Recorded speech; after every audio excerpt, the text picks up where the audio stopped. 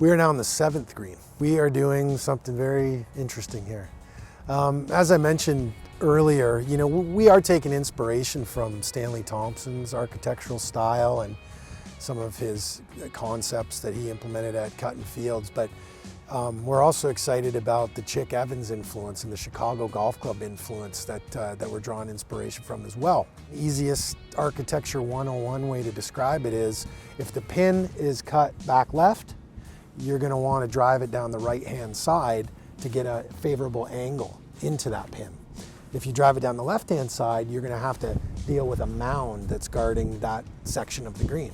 And vice versa, if the pin is cut on the right-hand side of the green, you're going to want to drive down the left-hand side of the fairway to get an advantageous angle into the green.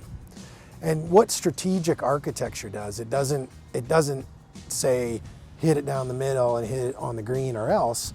It challenges golfers to analyze the hole. And because the 7th is played off an elevated tee, if you're a thoughtful golfer, you're going to look down and you're going to notice the pin's on the left.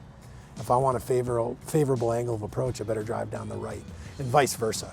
So we're pretty excited about these real historic features we're going to accentuate around this green, and then also again about creating that strategic interest in the tee shot in order to get at these different pins on what is, again, it will be a larger green.